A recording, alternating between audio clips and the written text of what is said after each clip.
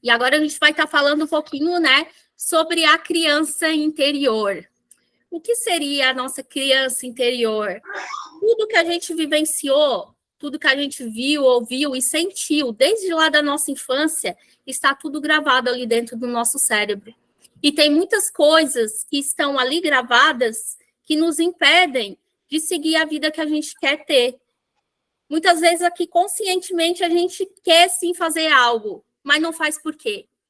Porque o nosso consciente, ele equivale a 5%, e nosso subconsciente, tudo que está gravado lá, equivale a 95%. Daí o nosso aqui, 5% do consciente, quer fazer algo, mas o nosso 95% não deixa. Daí é uma briga injusta. Nosso 5% contra o nosso 95%. Por isso que a gente precisa ressignificar a nossa criança interior, para ressignificar tudo aquilo que está lá no nosso subconsciente que nos impede de alcançar o que a gente quer alcançar. Esse processo de ressignificar a nossa criança interior. Isso refere-se, né, a uma parte psicológica inconsciente de um adulto, que retém memórias, emoções, crenças e experiências desde lá da infância até hoje. Essa criança interior, ela representa a nossa essência emocional. Se eu perguntar hoje para vocês, quem é vocês? Sem falar do nome, sem falar da profissão, fica muito difícil, muitas vezes, a pessoa saber quem ela é realmente. Eu deixaria só essa pergunta para vocês. Quem são vocês? Sem falar do nome, sem falar da profissão. Essa criança interior, né, ela representa a nossa essência emocional, influenciando na nossa visão de mundo, nos nossos relacionamentos e na nossa forma de agir ao mundo. Reconhecer e compreender essa parte de nós mesmos é importante para o desenvolvimento pessoal e para lidar com as questões emocionais na vida adulta. Uma criança que lá na infância, ela sempre ouviu falar que ela é burra, que ela não consegue fazer as coisas, na vida adulta, o que vocês acham que vai acontecer? Essa pessoa, ela nem vai tentar fazer as coisas. Então, como é que a nossa criança interna pode interferir na nossa vida adulta? Gente, ela interfere de todas as formas. Eu vou falar situações aqui para vocês agora que vocês vão dizer assim, meu Deus, será? E é. Então, assim, padrões de comportamento. Eu vou começar pela vontade e o desejo. A grande maioria, ou muitos, né, muitas mulheres, vou falar de mulheres que é o mais comum, muitas mulheres que têm problema de querer emagrecer, de querer perder peso, elas lutam diariamente entre a vontade e o desejo. E o que é isso, né? A vontade é do teu eu adulto, da inteligência, é o teu eu adulto. O desejo é da tua criança interna. Todos os desejos que vem aquele impulso de querer fazer e tu não consegue te controlar, é a tua criança interna reagindo, te sabotando. E tudo isso por quê? Devido a tudo que tu vivenciou lá na tua infância. Então, só o fato de tu ter essa clareza entre vontade e desejo, tu já consegue olhar e dizer assim, não, eu não vou. Meu Deus. Eu não vou suprir entre a tua vontade e o teu desejo.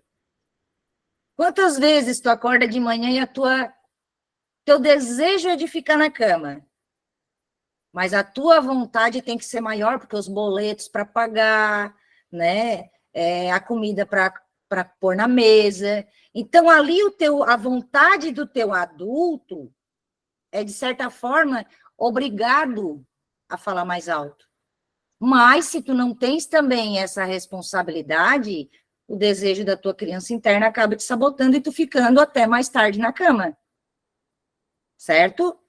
Então, entre vontade e desejo, o desejo é sempre da tua criança interna. Só aí, quantas coisas já está optando e deixando que o desejo da tua criança interna te sabote? A forma como a gente foi criado influencia muito em nossos padrões de comportamento?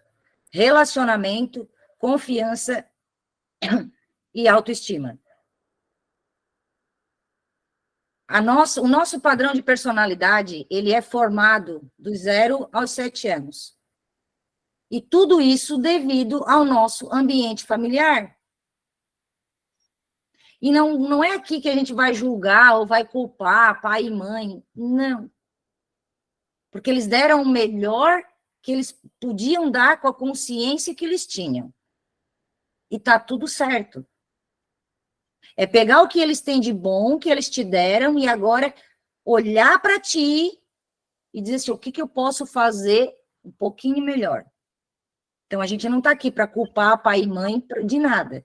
Até porque, se nós formos olhar para a vida deles e nos colocar, se pegasse a gente aqui agora e colocasse lá naquela época, viver o que eles viveram, será que a gente conseguiria fazer o que eles fizeram?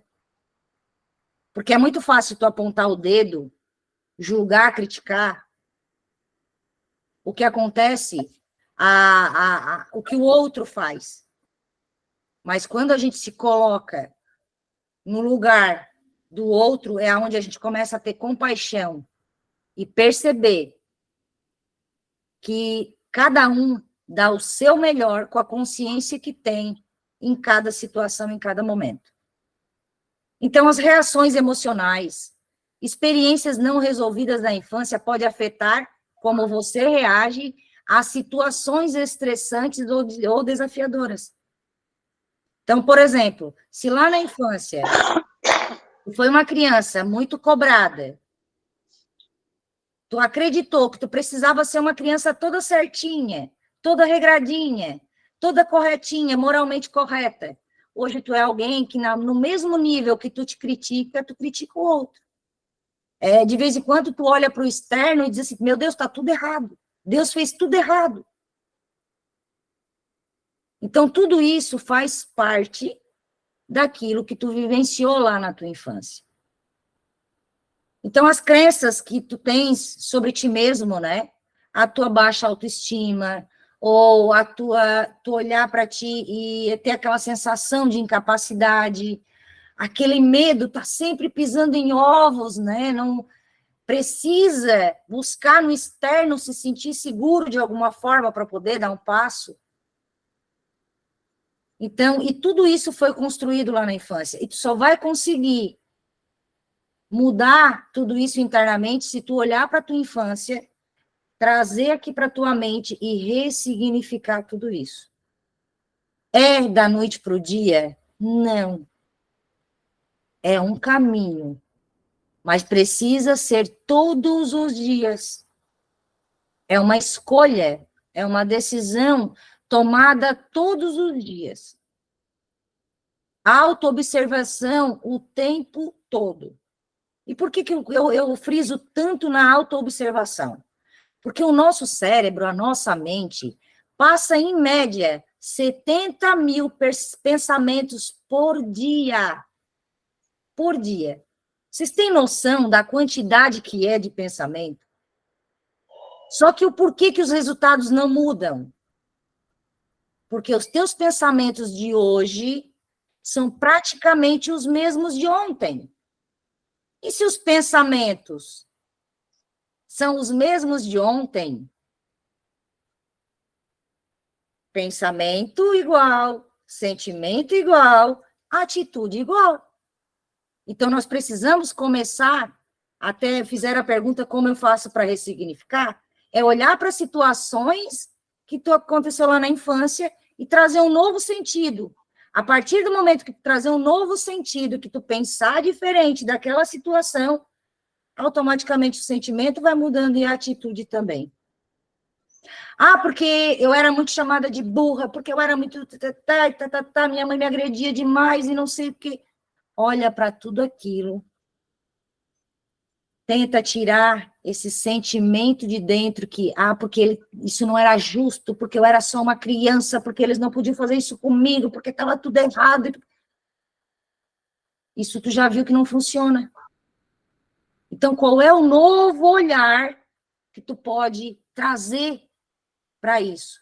Como que tu pode ressignificar? Porque ressignificar é trazer um novo olhar, é um novo pensamento, é parar de pensar dessa forma e começar a pensar de outra. Porque a partir do momento que tu começar a olhar e dizer assim, bah, o que os meus pais não sentiam, né? O que eles não receberam dos pais deles, para eles hoje reagir dessa forma comigo? Porque pode ter certeza que se tu olhar para a tua infância, para os teus pais, eles te deram um pouco melhor do que o que eles receberam. Um pouco melhor do que o que eles receberam. Se tu acha que contigo já foi injusto, já foi errado, já foi isso, já foi aquilo, com os teus pais foi um pouquinho pior. Então é hora de acordar, sair dessa criança interna, que a nossa criança interna faz os mimimi. Os nossos mimimi de vitimização, de que eu não consigo, de que eu não posso, de que eu não sei, é mimimi da tua criança interna. Então, o ressignificar é olhar para as situações que aconteceram lá na tua infância e trazer um novo olhar, parar de julgar, parar de criticar os teus pais. A partir do momento que tu para de julgar aqui, tu para de criticar e que tu aceita eles do jeitinho que eles são. Aceitar não é concordar. Aceitar é que eles estão dando o melhor deles com a consciência que eles têm. Isso é aceitação. Agora, tem atitude deles que eu não concordo. Ah, Gisele, meu pai é desonesto. Como que eu vou aceitar? Beleza, tu não concorda, mas quem é tu? Para não aceitar, para querer julgar, para querer criticar. Eu costumo dizer assim, imagina um pé de laranja carregado de laranja. Daqui a pouco a laranja olha para o pé de laranjeira e diz assim, nossa, mas por que tu não tens a raiz mais grossa? Nossa, mas que tronco bem torto. Sabe? Não, isso na tua vida vai fazer tu viver assim, ó. E talvez isso aqui não esteja fazendo sentido para ti. E esse momento, a tua cabeça esteja assim, ó. E se ela estiver perfeito, é ótimo isso. Porque quando isso não acontece, se tu chegar para mim e dizer assim, não, Gisele, tá tranquilo, tá de boa. Eu vou dizer assim, não, então tem coisa errada. Tem coisa errada. Porque quando a gente mexe, fica assim, ó. Eu costumo dizer que o processo, quando ele inicia, é igual um guarda-roupa. Sabe aquele guarda-roupa que tu tens aí na tua casa, que de vez em quando acontece aqui na minha? De eu ir olhar para ele e dizer assim, preciso organizar. Mas eu vou adiando, e vou adiando, e vou adiando. Quando eu pego ele para arrumar, eu abro as portas, eu tiro ele todo de dentro. Tiro tudo que tem dentro. Quando eu olho em cima da cama, aquele monte, né? Que eu olho para aquilo e digo, meu Deus, o que eu fiz? E agora, por onde eu começo? Mas quando chega no final, aquilo é gratificante, aquilo é prazeroso. E é exatamente o que a gente vai começar fazendo com vocês aqui hoje. É bagunçar tudo para depois começar a organizar. Porque não tem como tu organizar sem tirar tudo que tem para a gente ir lá nos cantinhos. Porque é nos cantinhos que eu preciso ir. E esse cantinho começa por esses julgamentos, por essas críticas lá do papai e da mamãe, que foi errado, que não é certo, meu pai é isso. Ah, porque eu sou adotiva, eu não tenho pai, meu pai me rejeitou. Tu tens pai sim, não é filho de chocadeira. Ele só não conseguiu te assumir, ele não te criou. Mas tu tens um pai sim. E 50% de ti, do teu DNA, que corre no teu sangue, é dele. E eu tenho certeza que mesmo com todos os defeitos, se tu buscar, ele tem coisa boa e ele tem qualidade. E a primeira coisa boa que ele fez foi ter te dado a vida. Só aí ele já cumpriu o papel dele, de homem. Então, essas crenças que a gente tem sobre a gente mesma, é olhar para cada uma delas e ver até que ponto faz sentido. e começar a trazer um novo olhar, né? E como eu costumo dizer, não vai ser da noite para o dia. Eu estou com 44 anos e eu venho nesse processo há mais de 20. Quando eu penso assim, agora acabou, tá de boa, não tem mais nada para olhar, aparece mais alguma coisinha assim lá das profundezas, que eu digo, meu Deus, eu achei que estava resolvido. Mas a gente vai lá e encontra mais um resquíciozinho. Mas a diferença é que é tudo muito mais leve. A gente aprende a lidar. Esse processo acontece de forma mais natural. Por quê? Porque já se tornou um hábito trazer, questionar, ressignificar. Então, é isso que a gente precisa fazer no nosso mental, é criar esse hábito de olhar, questionar, trazer um novo olhar, a partir daí, o sentimento e a atitude muda. Nós precisamos acolher a nossa criança interior. E existem algumas dores emocionais que vêm lá da infância.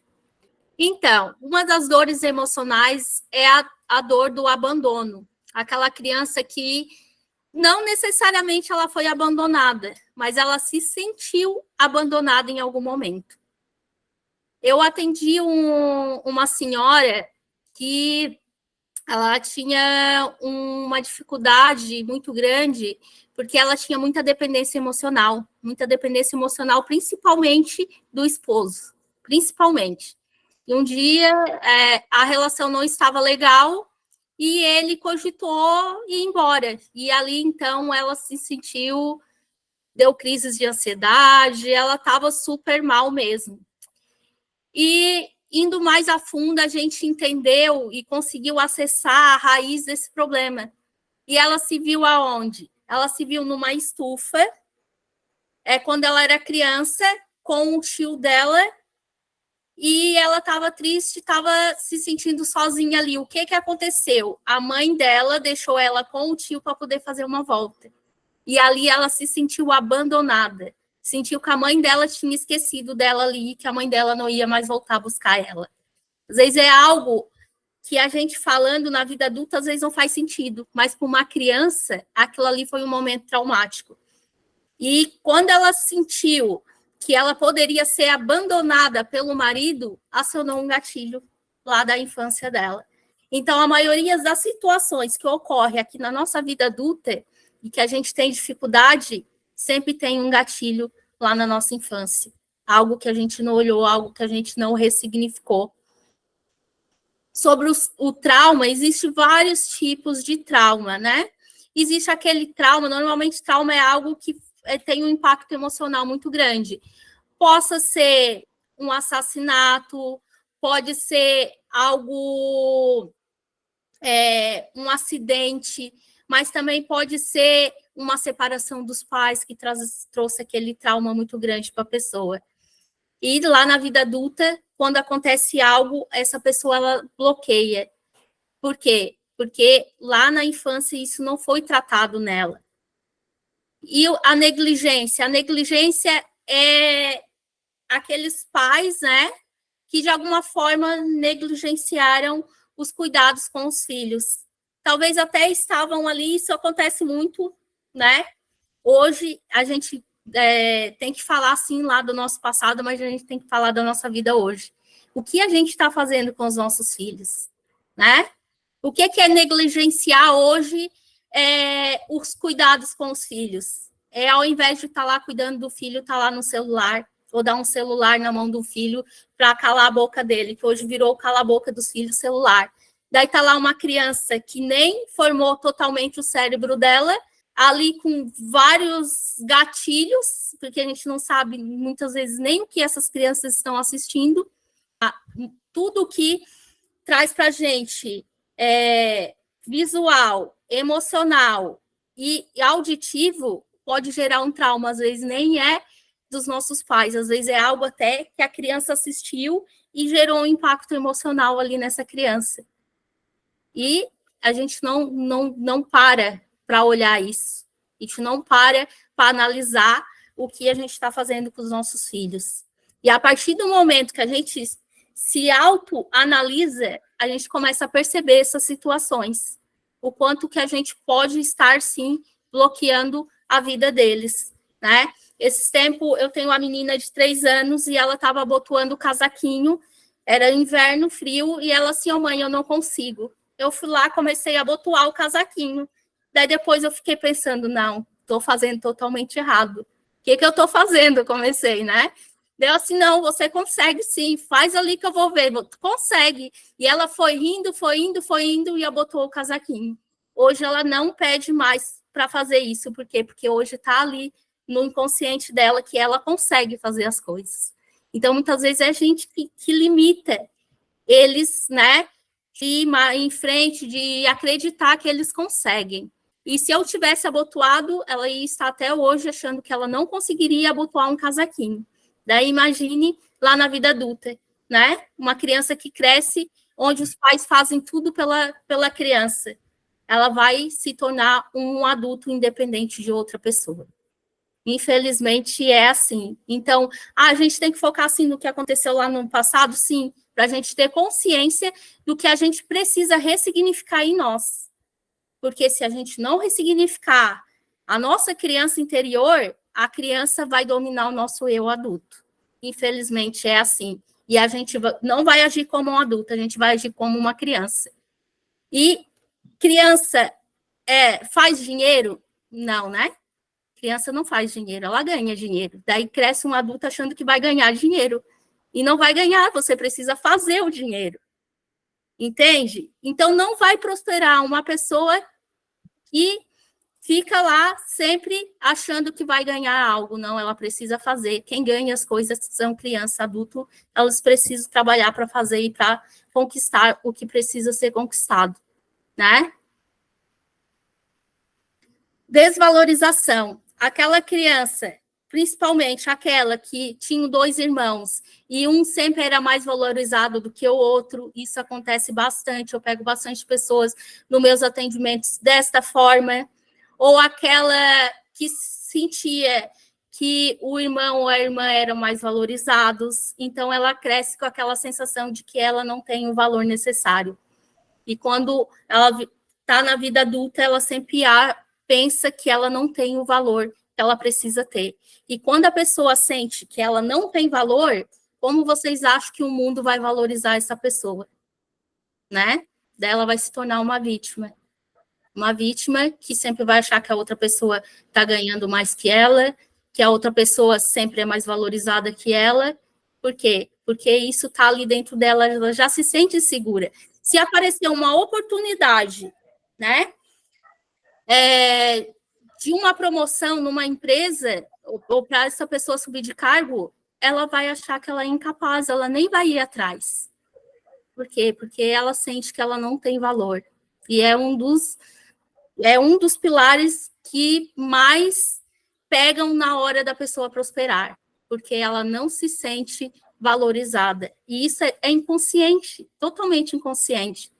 Se eu perguntar assim para vocês, quanto vocês merecem ganhar por mês? Se você falar lá um valor baixo, tá aí. Já tá aí o seu merecimento. Quanto vocês acham que você merece? E o porquê que você merece?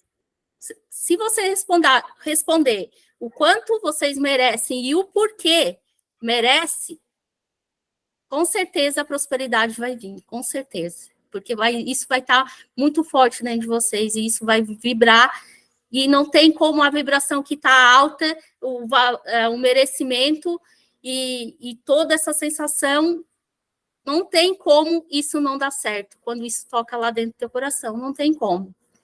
E a insegurança também, é aquela criança que normalmente ela foi muito criticada lá na infância. E daí, quando ela cresce, ela se sente insegura de fazer qualquer coisa. Por quê? Com medo da crítica, com medo do que os outros vão falar, com medo de não ser aceito. Daí, por medo, a pessoa não faz. E uma das vibrações mais baixas que tem é do medo. Então, se a pessoa vibra no medo de alguma coisa, isso não vai dar certo. Por quê? Porque é uma vibração muito baixa mesmo. E uma outra Dor emocional é a dor da perda. Quando a pessoa teve uma perda muito significativa lá na infância, quando ela sente essa sensação de que ela vai perder algo, isso é totalmente traumático para a pessoa, é algo que dói muito. Normalmente, as pessoas que estão num quadro depressivo, existe alguma dor de perda ali, ou ela tem alguma sensação de que vai perder algo, e também existe muito uma sensação de insegurança. Essa pessoa ela tem um medo muito grande. A raiz da depressão e da ansiedade é a raiz do medo. Então, eu digo assim, para você que hoje tem uma depressão, uma ansiedade, qual é o medo que você tem? Questiona isso. A gente tem que parar de questionar outra pessoa, a gente tem que começar a se questionar. O porquê que eu sinto isso? De onde vem isso? E as respostas vão vir, porque tudo já está dentro de nós, a gente só não acessa. A gente só não para acessar. Se nós somos imagem e semelhança do Criador, o que nos falta? Não nos falta nada. A gente só não acredita em nós mesmos. Para quem perguntou ali, né? Então, agora a gente vai saber alguns passos, né? De como ressignificar. Então, ressignificando as dores da nossa criança. Primeira forma, né? Primeiro passo é autoconhecimento. E para se autoconhecer, eu já falei tudo que precisa ser feito. É se auto-observar, é olhar para as histórias lá da infância e trazer um novo olhar para tudo isso. Identificar, né, quais são as dores emocionais e como elas ainda te afetam. A autoaceitação. Antes de aceitar pai e mãe, tu precisa te autoaceitar. Então, a autoaceitação também é um passo muito importante para começar a ressignificar tudo isso. Reconhecer e validar suas dores sem julgamento, né? Como a gente já conversou, nada de ir para a culpa. É autorresponsabilidade. Autoempatia. O que é essa autoempatia? É você ser empata com você mesmo, é ter compaixão com você mesmo, é você se acolher, é você se permitir entrar nesse processo para olhar lado luz e sombra.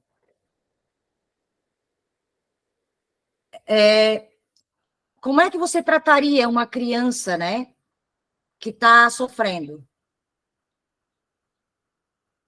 Talvez tem pessoas que não tratariam tão bem mesmo na prática, né? Então, já começa por aí. Essa é a parte, se a pessoa já não trata uma criança que está sofrendo com acolhimento, com amorosidade, digamos que vai ter um pouquinho ainda mais de função, né, para poder ressignificar tudo isso. Mas é você se acolher como você acolheria uma criança que está sofrendo. E uma outra observação que eu quero trazer aqui é que, assim, ó, se eu te perguntar, tu consegue identificar o que é a tua criança interna e o que é o teu eu adulto? O teu ego, personalidade, criança ferida, é tudo a mesma coisa, não tem diferença nenhuma. Tua personalidade é reflexo da tua infância. O teu ego é os teus mecanismos de defesa criados lá na infância. Então, é tudo a mesma coisa. E reavaliação das crenças. Questionar e reformular crenças negativas que tenham origem na infância. E como que eu faço isso, Gisélia? Vai pegar uma folha, assim, ó, a partir de hoje, tu vai arrumar um caderno, uma canetinha, um lápis, e tu vai ter só para ti. E tu vai começar a colocar tudo isso no papel. Para reavaliar, tu vai começar a perceber os teus pensamentos negativos, e para cada um deles, tu vai fazer um positivo do lado. Isso já é ressignificação. Porque não adianta tu querer excluir, não tem como tu excluir nada do teu cérebro. Tu pode ressignificar, tu pode trazer um novo olhar, mas não tem como tu excluir. Então, se eu trago a crença lá da infância de que eu não faço nada correto, como é que tu pode olhar para isso de uma forma diferente e trazer um novo olhar para isso? Tu hoje como adulto, será mesmo que até hoje tu não fez nada correto? Nada certo? Olha a generalização aí. Ah, porque a minha vida sempre foi assim. Como? Nunca foi diferente, tu nunca te sentiu feliz, não teve momento nenhum. Então, a gente generaliza muito, né? Porque tudo na minha vida dá errado, porque a minha vida sempre foi assim.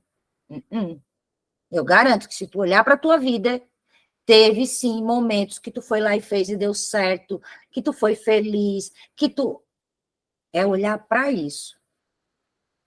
E começar a trazer novos olhares, novas crenças, crenças positivas, crenças que contribuam com o teu dia a dia. E não que te joguem mais para baixo. Foquem naquilo que você quer. Se tu demandar só metade da energia que tu gasta pensando naquilo que tu não quer, para aquilo que tu quer, tu já vai ver a tua vida fazer isso aqui, ó. Só testa. Não precisa acreditar em mim. Só faz o teste. Só testa e depois me conta. Continuando ali o que você estava falando, eu sempre digo assim, ó, não profira palavras de uma realidade que você não prefere. Exatamente. Né? Então não adianta ficar reclamando o que é reclamar. Reclamar 2 vezes pela mesma situação. Então isso não resolve. Não. Pelo contrário, só piora a situação. Então, ao invés de reclamar, fazer a pergunta, né? O que eu posso fazer para resolver essa situação?